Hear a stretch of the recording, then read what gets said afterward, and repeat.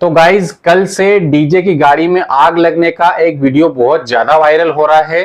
तो ये वीडियो कहाँ का है, कब का है और इस गाड़ी में आग लगने की वजह क्या है, क्या क्या जल के राख हो गया है और कितने का टोटल गाड़ी में नुकसान हुआ है, ये सब कुछ बात करेंगे हम आज के इस वीडियो में। ठीक है, लेकिन इससे पहले आप सबसे पहले ये वीडियो देखिए कि कौन से वीडियो की मैं बात कर रहा हूं।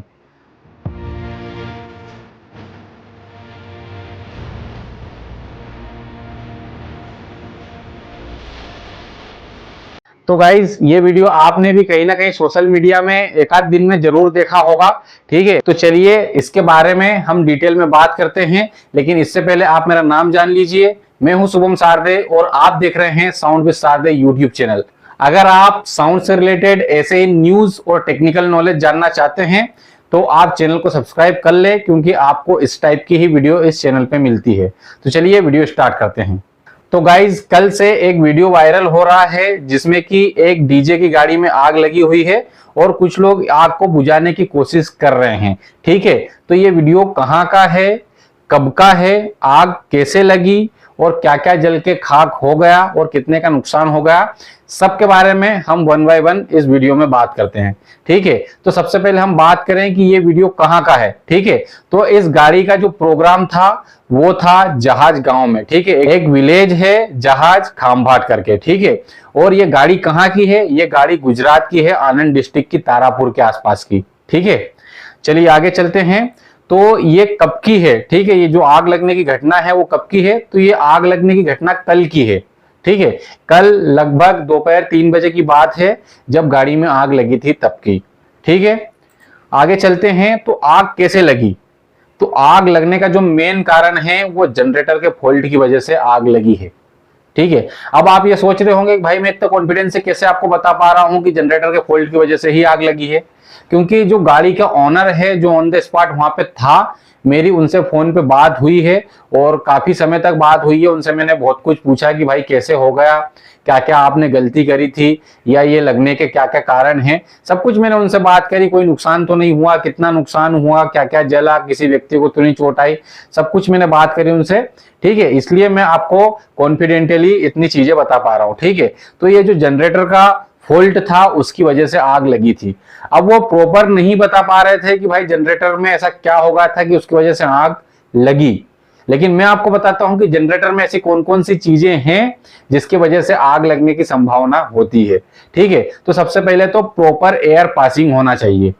ठीक है, अगर आपकी प्रॉपर एयर पासिंग नहीं होगी तो गर्मी वहीं के वहीं जमा होगी और एक समय में आपकी इतनी हीटिंग हो जाएगी कि आग लगने का खतरा बढ़ जाएगा। ठीक है, उसके बाद में ऑयल और डीजल लीक होना। ठीक है, जो हमारा ऑयल रहता है, लुब्रिकेंट ऑयल होता है, वो भी फ्लेमेबल होता है, वो भी जलने वाला होता है। ठीक है, या तो वो कहीं से लीक हो रहा हो या डीजल कहीं से लीक हो रहा हो और हीट की वजह से उसमें आग लग गई हो। ठीक है, ऐसा भी हो सकता है, ये भी एक कारण हो सकता है आग लगने का। ठीक है, तीसरा है प्रॉपर वायरिंग।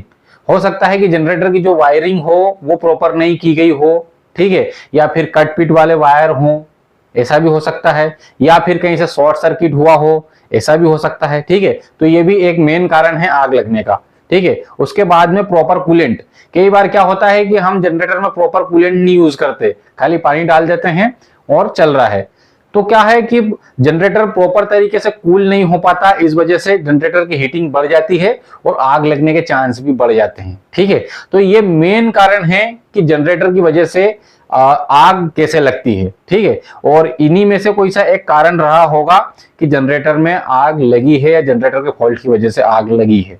ठीक है, इसमें मैं आपको एक चीज और क्लियर करना चाहता हूं कि उस गाड़ी पे जो भी जनरेटर चढ़ा हुआ था, मैं उसका नाम तो नहीं बता सकता, लेकिन वो जनरेटर किराए का था। ठीक है, और जब मैंने गाड़ी मालिक से बात करी तो बता रहा था कि भाई हो सकता है कि उसकी प्रॉपर सर्विसिंग वगैरह नहीं हुई हो या इनमें से कोई चीज उसमें से मिस हो। ठीक है, या इस पे ध्यान नहीं दिया गया हो, ऐसा भी हो सकता है। ठीक है, तो वो जो जनरेटर चलाते थे वो किराए का जनरेटर चलाते थे, सीजन सीजन में 4-5 महीने के लिए ले आते थे और फिर उसके बाद में उसका जो भी किराया बनता था उसको जनरेटर के साथ में वापस दे देते थे। ठीक है, तो हो सकता है कि प्रॉपर उसकी सर्विसिंग नहीं हुई हो, है ना। हालांकि मुझे उसका नाम भी पता है कि कहां से जनरेटर आया है, किसके पास से आया है, लेकिन वीडियो में बोलना कहीं ना कहीं सही नहीं रहेगा। ठीक है, चलिए आगे चलते हैं। तो आगे हम देखेंगे कि क्या क्या जल के खाक हो गया है। ठीक है। तो गाड़ी गाड़ी पूरी तरीके से जल गई है, गाड़ी बिल्कुल खत्म हो गई है, ठीक है। जनरेटर पूरी तरीके से जल गया है, पूरी तरीके से खत्म हो गया है, ठीक है। 4 लाख के 2 लाइनर्स थे उसमें, ठीक है। मैंने आपको पहले बताया कि जो गाड़ी का ओनर है उससे खुद मेरी बात हुई है, तो उन्होंने बताया है कि भाई 4 लाख के 2 लाइनर थे, वो भी जल गए हैं, ठीक है। और छोटा मोटा सामान तो जो भी गाड़ी में रहता है, आप सब डीजे वाले ही इस वीडियो को देख रहे हैं और आपको पता है कि क्या क्या चीजें ऐसी रहती है, छोटा मोटा सामान जो कि जल के गाड़ी के साथ में खाक हो गया, ठीक है। और एक चीज का जो नुकसान हुआ है वो हुआ है कि मार्केट से जो ओनर है वो अब 5 साल के आसपास समझ लो कि मार्केट से पीछे हो गया है। गाड़ी का जो ओनर है जिस पोजीशन पे वो था, या तो फिर उस पोजीशन पे पहुंचने के लिए उसको कम से कम 4-5 साल लगेंगे, ये मैं अपने अनुमान से बोल रहा हूं। तो ये भी एक बहुत बड़ा नुकसान है। एक तो पैसों का नुकसान तो हुआ ही हुआ, साथ में जो उन्होंने 5 साल 7 साल मेहनत की होगी अपनी गाड़ी बनाने के लिए, अब उनको वो जीरो से चालू करना पड़ेगा, ठीक है। तो ये भी एक बहुत बड़ा नुकसान है। अगर तीसरी चीज की बात करें तो किसी भी व्यक्ति को कोई प्रकार का नुकसान नहीं हुआ है, कोई भी व्यक्ति झुलझा नहीं है, किसी भी व्यक्ति का टूटा फूटी मतलब कुछ किसी भी प्रकार से कोई भी नुकसान नहीं हुआ है किसी भी व्यक्ति को, ठीक है। आगे चलते हैं तो कितना नुकसान हुआ है, तो एक अगर हम अनुमान लगाएं तो 12 से 15 लाख के आसपास गाड़ी, जनरेटर, उसके बाद में उसमें जो लाइनरेज रखे हुए थे और साउंड सिस्टम का जो सामान रखा हुआ था वो जलने के बाद में 12 से 15 लाख के आसपास अनुमान है कि इतना सामान जल के खाक हो गया है, ठीक है। कुछ सामान गाड़ी पे से उतार लिया गया था, एम्पलीफायर वगैरह उतार लिए गए थे, कुछ बॉक्स उतार लिए गए थे, ठीक है। लेकिन फिर भी अब आग ने इतना मौका नहीं दिया कि पूरा सामान गाड़ी पे से उतार पाए, ठीक है। इसलिए नुकसान तो बहुत हुआ है भाई इन लोगों को। आगे चलते हैं तो मैं अपनी तरफ से ये चीज ये ऐड कर रहा हूं कि this items is compulsory on DJ vehicles. जो हमारी डीजे की गाड़ियां हैं जिन पे मतलब हम साउंड सेटअप कसते हैं, वहां पे क्या क्या चीजें होना कंपलसरी है, ठीक है। एक तो सबसे पहली चीज है फायर एक्सटिंग्विशर। आपके पास में फायर एक्सटिंग्विशर होना ही चाहिए। फायर एक्सटिंग्विशर बोले तो जो आग बुझाने वाला सिलेंडर रहता है ना, जिसमें गैस, पाउडर, ठीक है, या फिर फोम, ये चीजें भरी हुई रहती है, ठीक है। वो डिपेंड करता है कि आप किस टाइप का फायर एक्सटिंग्विशर ले रहे हैं। तो जनरली आप ज्यादातर, अगर हम डीजे की बात करूं तो आप अगर CO2 का ले लेंगे तो बहुत बेस्ट रहेगा, ठीक है। तो आप कम से कम एक फायर एक्सटिंग्विशर तो डीजे की गाड़ी पे हमेशा रखें ही रखें, क्योंकि अगर उस समय जो भाई की गाड़ी में आग लगी थी अगर फायर एक्सटिंग्विशर होता तो कहीं ना कहीं आग पे काबू पाया जा सकता था।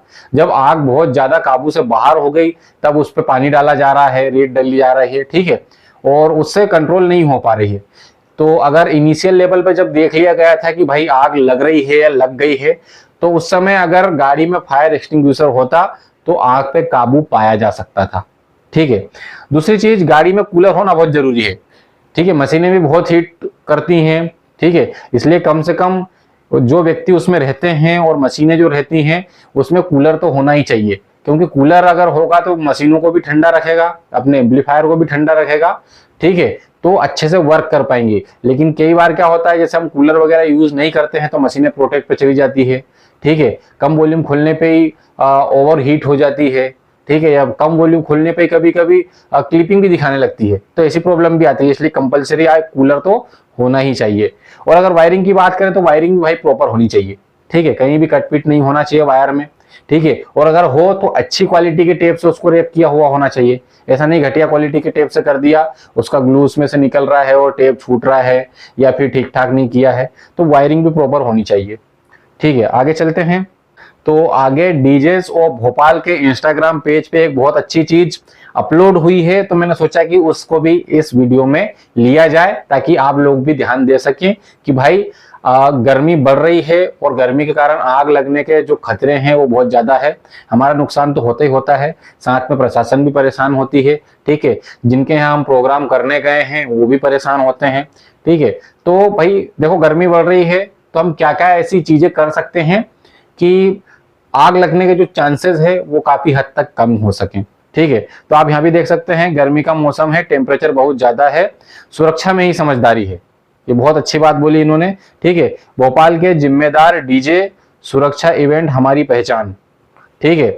यहाँ पे आप देख सकते हैं कि जनरेटर का एक फोटो है और सभी डीजे वाले जनरेटर पर कम से कम लोड ही दें, ठीक है, क्योंकि क्या होता है जनरेटर पे ज्यादा लोड होता है तो ओवरहीट होता है, और ओवरहीट होने से भी आग लगने का खतरा बढ़ सकता है। ठीक है, यहाँ भी उन्होंने यही चीज लिखी है, अधिक लोड से जनरेटर गर्म होता है, ओवर हीटिंग होती है और आग लगने का खतरा बहुत ज्यादा बढ़ जाता है। ठीक है, दूसरा पॉइंट आप देख सकते हैं, कम लोड देने से जनरेटर की लाइफ बढ़ती है और परफॉर्मेंस बेहतर रहता है। ये भी बहुत अच्छा पॉइंट यहाँ पे लिया है उन्होंने जनरेटर से रिलेटेड। हमेशा जनरेटर को खुली और हवादार जगह पर रखें, जैसे कि मैंने आपको बताया था कि प्रॉपर एयर वेंटिलेशन होना चाहिए। ठीक है, मतलब जो जनरेटर खुद की जो गर्मी पैदा कर रहा है उसको बाहर निकलने को होना। ठीक है, ऐसा नहीं कि एक जगह पे रख दिया उसको, तो फिर तो वो नुकसान करेगा ही करेगा। ठीक है, चलिए आगे चलते हैं। तो आगे आप देखेंगे फायर एक्सटिंग्विशर जरूर रखें। उन्होंने भी चीज यहाँ पे देख रखी है भाई इस चीज में कि फायर एक्सटिंग्विशर जरूर होना चाहिए। ठीक है, किसी भी आपात स्थिति में फायर एक्सटिंग्विशर आपकी और दूसरों की जान बचा सकता है। जैसे मैंने आपको थोड़ी देर पहले अभी बोला कि अगर फायर एक्सटिंग्विशर गाड़ी में होता तो इतना जो नुकसान हुआ है उसका चांस कम हो जाते। जब हमने देख लिया था इनिशियल लेवल पे कि भाई आग लग रही है या आग लग गई है, तो जब छोटी आग रहती है तो उस पर फायर एक्सटिंग्विशर से काबू पाया जा सकता था। ठीक है, इसलिए आपके साथ में ये कभी भी मतलब परेशानी ना हो, इसलिए आप छोटा मोटा एक फायर एक्सटिंग्विशर जरूर रखें। ठीक है, आगे चलते हैं। तो आगे आप देखेंगे, याद रखें, ठीक है, थोड़ी सी लापरवाही बहुत बड़ा नुकसान कर सकती है।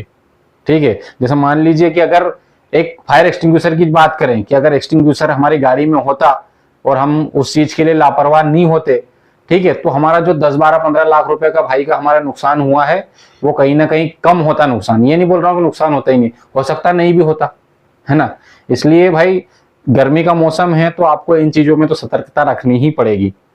ठीक है, सुरक्षित रहें, सावधान रहें और अपने काम को जिम्मेदारी के साथ करें। ठीक है, चलो ये इन्होंने बहुत अच्छी बात बोली, इसलिए मैंने इस चीज को भी मतलब इस वीडियो में लेने की कोशिश करी, क्योंकि रिलेटेड चीजें थी, इसलिए इस वीडियो में जोड़ना भी बहुत जरूरी था। ठीक है, और चलिए आप समझ गए होंगे कि भाई गाड़ी में आग लगने का क्या कारण था। ठीक है, और जैसे जनरेटर का फॉल्ट था तो क्या क्या ऐसे कारण हैं जिनकी वजह से जनरेटर में आग लगी होगी या जनरेटर की वजह से आग लगी होगी, वो भी मैंने आपको बता दिया। ठीक है, और आपके साथ भी ऐसी कभी अनहोनी न हो, इसलिए आपको क्या क्या सतर्कता रखनी है, क्या क्या आपको सावधानियां रखनी है, इसके बारे में भी मैंने आपको थोड़े से पॉइंट टच करने की कोशिश किया है। उम्मीद करता हूं कि वीडियो में दी गई जानकारी आपको अच्छी लगी होगी। अगर वीडियो में दी गई जानकारी आपको अच्छी लगी हो तो वीडियो को लाइक कीजिएगा और चैनल को सब्सक्राइब जरूर कीजिएगा, क्योंकि इससे रिलेटेड वीडियो यहाँ पे आपको मिलती रहती है। मिलते हैं किसी नए वीडियो में नए टॉपिक के साथ में, तब तक के लिए नमस्कार, जय हिंद, वंदे मातरम।